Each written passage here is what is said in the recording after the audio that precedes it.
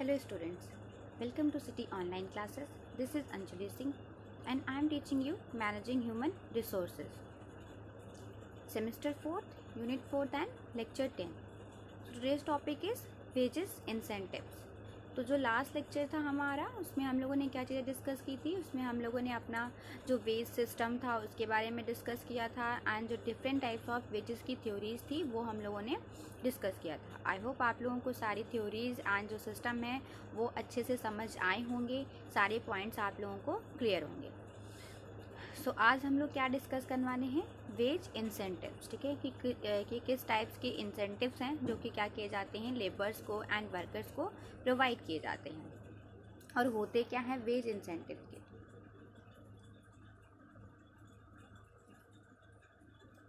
सो veg incentive या फिर incentive plan या फिर इंसेंटिव सिस्टम, ठीक है, ये तीनों टर्म्स क्या हैं, सेम है।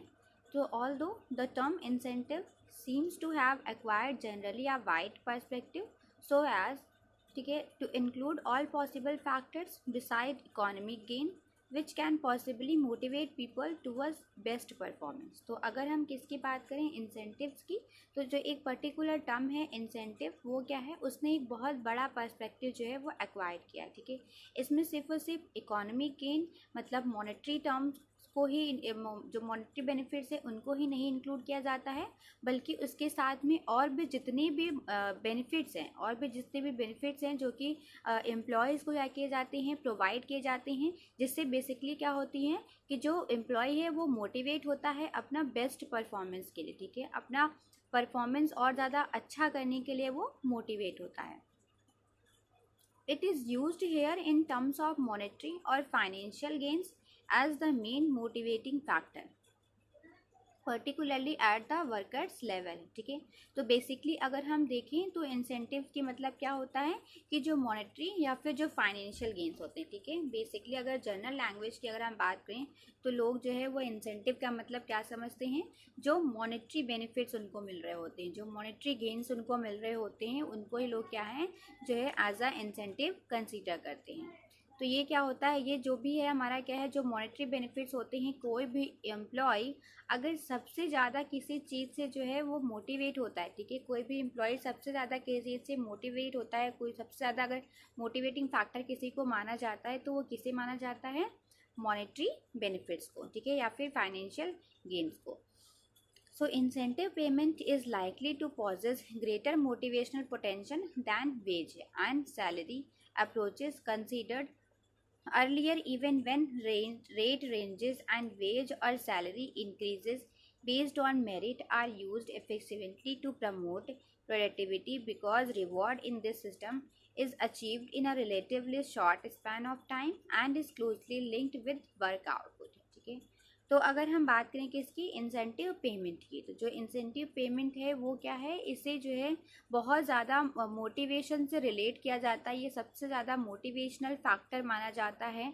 हमारे क्या कहते हैं, जो क्या कहते हैं इंडस्ट्रियल एरिया है वहाँ पे सबसे ज़्यादा क्या है, आपका जो इंसेंटिव पेमेंट है वो सबसे ज़्यादा मोटिवेशनल माना जाता है, क्यों, किससे, या इवन वेज एंड सैलरी से भी ज़्यादा क्या है, आपके जो इंसेंटिव पेमेंट हैं ये ज़्यादा मोटिवेशनल माने जाते हैं। क्यों, क्योंकि इसमें जो पेमेंट होता है वो किसके बेस्ड पे होता है, मेरिट के बेस्ड पे होता है, ठीक है, जो कि इफेक्टिवली क्या है यूज़ किया जाता है किस चीज़ के लिए, प्रोडक्टिविटी को प्रमोट करने के लिए। क्योंकि यहाँ पे क्या है, आप जितना ज़्यादा रिजल्ट्स को, जितना ज़्यादा आउटपुट को अचीव करेंगे आप उतना ही ज़्यादा क्या करेंगे, आपको रिवॉर्ड दिया जाएगा, ठीक है। तो इसकी वजह से क्या है कि ये जो इंसेंटिव प्लान है ये काफ़ी ज़्यादा मोटिवेशनल कंसिडर किए जाते हैं।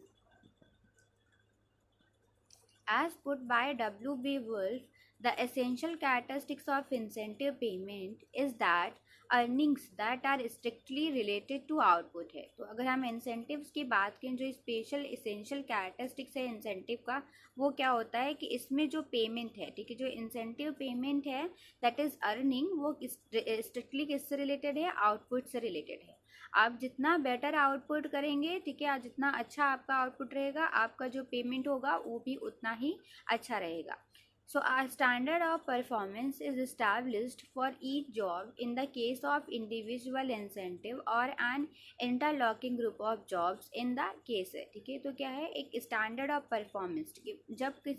जब किसी ऑर्गेनाइजेशन में एक क्या है जो इंसेंटिव होता है वो इंडिविजुअल इंसेंटिव प्रोवाइड किया जा रहा होता है, ठीक है। जब क्या है किसी भी ग्रुप इंडस्ट्री में या किसी भी ऑर्गेनाइजेशन में इंडिविजुअल इंसेंटिव प्रोवाइड किया जा रहा होता है, सो उस केस में क्या है कि एक परफॉर्मेंस का एक स्टैंडर्ड सेट कर दिया जाता है, ठीक है। उस स्टैंडर्ड के अकॉर्डिंग क्या है जो इंसेंटिव हैं, जो ग्रुप्स हैं, उनको क्या किए जाते हैं, इंसेंटिव प्रोवाइड किए जाते हैं।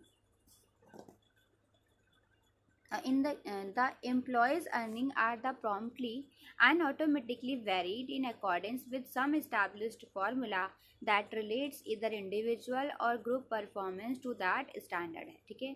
तो क्या है, आप अगर ऑर्गेनाइजेशन में इंडिविजुअल बेस पे आपको प्रोवाइड किया जा रहा है इंसेंटिव या फिर ग्रुप बेस पे प्रोवाइड किया जा रहा है, किसी भी बेस पे प्रोवाइड किया जा रहा हो, तो दोनों में क्या है कि डिफरेंट ऑर्गेनाइजेशन में एंड डिफरेंट पीपल में क्या है कि अलग अलग जो है उन्हें फार्मूला होते हैं वहाँ पे, और कैलकुलेट करने के डिफरेंट टाइप्स के फार्मूलाज होते हैं, डिफरेंट टाइप्स के मेथड्स को यूज़ किया जाता है इंसेंटिव कैलकुलेट करने के लिए, ठीक है। इंडिविजुअल पीपल के लिए अलग मेथड्स यूज़ किए जाते हैं, बट अगर ग्रुप परफॉर्मेंस की बात हो रही होती है वहाँ पे अलग मेथड्स यूज़ किए जाते हैं। तो क्या है, डिफरेंट ऑर्गेनाइजेशन डिफरेंट मेथड्स को यूज़ करता है इंसेंटिव्स को कैलकुलेट करने के लिए, क्योंकि वो क्या है अलग अलग जगह पे वेरी कर रहे होते हैं। सो हम देखते हैं हमारे इंसेंटिव प्लान को कि इंसेंटिव प्लान्स कौन कौन से हैं। तो अगर हम देखें तो इंसेंटिव प्लान को उसमें डिवाइड किया गया है। दैट इज़ फर्स्ट आपका क्या है, individual incentive plan, and second one is group incentive plan. First कौन सा है हमारा, individual incentive plan, and second one is group incentive plan. तो जो इंडिविजुअल है यहाँ पे क्या है, एक इंडिविजुअल एम्प्लॉय की बात की जा रही है, मीन्स एक पर्टिकुलर एम्प्लॉय को किस तरह से इंसेंटिव्स प्रोवाइड किए जाते हैं उसकी बात की जा रही है। वहाँ पे अगर आप किसी के कोई ऑर्गेनाइजेशन है जहाँ पे हर एक एम्प्लॉय को अलग अलग इंसेंटिव्स दिए जाते हैं, तो वहाँ पे कौन से मेथड को यूज़ किया जाएगा ये आपका एक बताया गया है इंडिविजुअल इंसेंटिव प्लान में। एंड ग्रुप इंसेंटिव प्लान की बात करें तो जब ऐसा कोई ऑर्गेनाइजेशन होता है जहाँ पे क्या है जो परफॉर्मेंस है वो ग्रुप वाइज या टीम वाइज देखी जाती है, या आउटपुट जो है वो ग्रुप बेस्ड होता है या टीम बेस्ड होता है, तो वहाँ पे कौन से इंसेंटिव प्लान्स को यूज़ किया जाएगा ये आपका ग्रुप इंसेंटिव प्लान में बताया गया है। सो आपका देखिए हम अगर इंडिविजुअल इंसेंटिव प्लान में तो कौन कौन से हैं, फर्स्ट आपका है standard hour plan, and second one is straight piece work plan है। थर्ड वन अगर हम देखें तो द हालसे प्लान है। फोर्थ है आपका द टेलर प्लान, एंड उसके साथ में हमारा रोवन है, एंड उसके साथ में हमारा क्या है गैंट प्लान है, ठीक है। गैंट प्लान के साथ साथ में आपका क्या आता है, आपका इमर्शन है एंड कमीशन प्लान आता है। और अगर हम ग्रुप इंसेंटिव प्लान में देखें तो हमारे क्या है सिर्फ 2 प्लान है उसमें। फर्स्ट है आपका the Lincoln plan, and second one is scanner plan. So हम एक एक करके डिटेल में हर एक प्लान को डिस्कस करते हैं, ठीक है। सो फर्स्ट हमारा क्या है, that is individual incentive plan system, है ना। तो incentive program begin as a part of the scientific management movement, ठीक है। आपका जो इंसेंटिव प्रोग्राम कैसे स्टार्ट हुआ था, एक साइंटिफिक मैनेजमेंट मूवमेंट जब स्टार्ट हुआ था तो उसके पार्ट की तरह आपका क्या हुआ था, इंसेंटिव प्रोग्राम जो है वो स्टार्ट हुआ था। So with the concept of piece rates or payment of a specified amount per unit of output, which was known as a straight piece rate plan और system है, ठीक है। तो आपका जो इंसेंटिव प्रोग्राम्स है वो कैसे स्टार्ट हुआ था, जब आपका साइंटिफिक मैनेजमेंट मूवमेंट स्टार्ट हुआ उसके साथ में ही इंसेंटिव प्रोग्राम है जो था वो भी स्टार्ट हुआ था। विद द कंसेप्ट, कौन सा कंसेप्ट, सबसे पहले जो इंसेंटिव प्लान में जो कंसेप्ट आया था वो कौन सा कंसेप्ट था, पीस रेट्स, ठीक है। कौन सा कंसेप्ट था, पीस रेट कंसेप्ट था। और पेमेंट ऑफ ये आपका जो पेमेंट है वो पेमेंट ना होकर के PAY है, दैट इज़ पेमेंट है आपका, payment of a specified amount है, ठीक है। क्या था आपका, या तो पीस रेट सिस्टम, मतलब आपका जो कंसेप्ट है पीस रेट, या फिर उसको हम दूसरे वर्ड में कह लें तो amount per unit of output means आप जितना आउटपुट करेंगे, ठीक है, जितनी यूनिट्स आप प्रोड्यूस करेंगे, जितना आपका आउटपुट होगा उसके अकॉर्डिंग क्या है आपको रिवॉर्ड दिया जाएगा, उसके अकॉर्डिंग आपका पेमेंट किया जाएगा पर यूनिट के अकॉर्डिंग, ठीक है। क्योंकि हर एक यूनिट का आपका क्या है मतलब आपका इससे हो जाएगा कि एक यूनिट का एक रेट फिक्स कर दिया जाएगा एंड उसके अकॉर्डिंग आप जितने भी यूनिट्स प्रोड्यूस करेंगे उस रेट से मल्टीप्लाई करके आपको क्या किया जाएगा, एक अमाउंट पे किया जाएगा। So since then many different types of individual incentive plans have been developed by industrial engineers है, तो क्या है तब से लेकर के बहुत सारे क्या हुए इंडिविजुअल इंसेंटिव प्लान्स जो है वो क्या किए गए, डेवलप किए गए इंडस्ट्रियल इंजीनियर्स के थ्रू, ठीक है। तब से क्या हुआ मतलब जो आपका ये साइंटिफिक मैनेजमेंट मूवमेंट आया था तब से लेकर के अब तक बहुत सारे डिफरेंट टाइप के जो इंडिविजुअल इंसेंटिव प्लान्स थे वो क्या किए गए हैं, डेवलप किए गए किसके थ्रू, इंडस्ट्रियल इंजीनियर्स के through and are closely tied to time and motion study. And ये क्या थे, ये क्लोजली क्या थे, किससे टाइड से जुड़े हुए थे, किससे, जो आपका time and motion study method था उससे जुड़े हुए थे for both work methods as well as work standard. So incentive plans provided that for producing units of work beyond the standard expected of an average worker, an individual receives remuneration increments proportional to increases in output, ठीक है। तो अगर हम incentive plans की बात करें तो ये क्या है, ये जो है प्रोवाइड करते हैं किस लिए, प्रोड्यूसिंग यूनिट्स ऑफ वर्क है, ठीक है। अगर क्या है, ठीक है, अगर आप स्टैंडर्ड जो एक स्टैंडर्ड एक्सपेक्ट किया जा रहा है, एक एवरेज वर्कर से जो एक स्टैंडर्ड एक्सपेक्ट किया जा रहा है, अगर आप उससे ज़्यादा, ठीक है, उस स्टैंडर्ड से ज़्यादा जो एम्प्लॉय होगा उस स्टैंडर्ड से ज़्यादा परफॉर्म कर देगा, उस स्टैंडर्ड से ज़्यादा यूनिट्स को प्रोड्यूस कर देगा तो उसे क्या है, इंसेंटिव्स मिलेंगे एक्स्ट्रा, ठीक है। उसे क्या प्रोवाइड किया जाएगा, इंसेंटिव प्रोवाइड किया जाएगा जो कि आपका क्या होगा, आपके सैलरी से एक्स्ट्रा रहेगा, ठीक है। And individual receive remuneration increment है, तो इंडिविजुअल क्या करेगा, रिसीव करेगा रेमुनरेशन इंक्रीमेंट के साथ में, जितना ज़्यादा उसका आउटपुट इंक्रीज होगा उतना ही क्या है जो उसका पेमेंट होगा उसमें भी इंक्रीमेंट होता रहेगा, ठीक है। आई होप आपको समझ आ रहा होगा हर एक चीज़। The workers are may be paid on a direct proportion basis or the worker and the company may share the amount saved by workers increased output by varying proportion है। तो ये भी हो सकता है कि वर्कर को डायरेक्ट प्रपोर्शन बेस पे जो है हम पे किया जा रहा होगा, ठीक है। मीन्स अगर क्या है एक यूनिट वर्कर जो है एक्स्ट्रा क्या करता है, प्रोड्यूस कर रहा होता है तो उसके इक्वल उसको मतलब क्या किया जाएगा, पे किया जाएगा। या फिर ऐसा हो सकता है कि जो है वो जितना टाइम सेव कर रहा होगा, मतलब जितना टाइम एंड कॉस्ट को वो सेव कर रहा होगा वर्कर में भी क्या हो, वो वर्कर और कंपनी उसे प्रपोर्शन में डिवाइड करके थोड़ा अमाउंट कंपनी अपने पास रख लेगी एंड थोड़ा अमाउंट क्या कर देगी, वो वर्कर को पे कर देगी, ठीक है। तो दोनों चीज़ें हो सकती हैं, मे बी पूरा का पूरा प्रपोर्शन वर्कर को दे दिया जाए डायरेक्टली, ठीक है, या फिर क्या है कि जो है जो इंक्रीज आउटपुट होगा उसका कुछ प्रपोर्शन कंपनी अपने पास रख लेगी और कुछ प्रपोर्शंस क्या कर देगी, वो वर्कर को भी प्रोवाइड कर देगी, ठीक है। तो ये क्या है, ये मेथड भी यूज़ कर सकते हैं। So the workers may be paid The various incentive plans or incentive systems of payments may be classified into 4 broad categories है। तो आपके जो इतने टाइप्स के आपके जो इंसेंटिव प्लान्स हैं और जो इंसेंटिव सिस्टम ऑफ पेमेंट्स हैं उनको क्लासीफाई किया गया है किसमें, 4 ब्रॉड कैटेगरीज में, ठीक है। फर्स्ट आप कैटेगरी कौन सी है, plans in which the rate of extra incentive is just in proportions to the extra output, ठीक है। तो क्या है, एक इस टाइप का प्लान होता है कि जिसमें जो रेट होता है, ठीक है, एक इस टाइप का प्लान है। एक इस टाइप का प्लान है जिसमें कि जो रेट होता है किसका एक्स्ट्रा इंसेंटिव का, वो जस्ट किसके इक्वल होता है, आपका जो आपका प्रपोर्शन होगा एक्स्ट्रा आउटपुट का, ठीक है। जो प्लान है वो किसके इक्वल होंगे, जो एक्स्ट्रा आउटपुट है उस प्रपोर्शंस के इक्वल होंगे इंसेंटिव, ठीक है। तो फर्स्ट तो ये होता है, मतलब आप जितना भी एक्स्ट्रा प्रोड्यूस करेंगे आपको उतना उसी के इक्वल क्या हो जाएगा, एक्स्ट्रा इंसेंटिव मिलेगा, मीन्स 100% इंसेंटिव आपको मिलता है, ठीक है। नेक्स्ट आपका जो है that is plans under which the extra incentives is proportionally at a lower rate than the increase in the output है। अब यहाँ पे क्या है, आपको 100% पेमेंट नहीं मिल रहा है, ठीक है। फर्स्ट वाला क्या था कि आपको 100% पेमेंट मिल रहा था, मीन्स आप जितना ज़्यादा एक्स्ट्रा क्या कर रहे थे प्रोड्यूस करेंगे आपको उसके इक्वल क्या मिलेगा, आप जो है पेमेंट किया जाए। बट यहाँ पे क्या था कि आप जितना ज़्यादा क्या करेंगे, जो आपका आउटपुट इंक्रीज हो रहा है आपको जो इंसेंटिव मिलेगा वो इससे इक्वल ना मिल कर के उससे थोड़ा कम मिलेगा आपको, जैसे कि मे बी आपको 60% या फिर 70% आपको क्या किया जाए, पे किया जाए।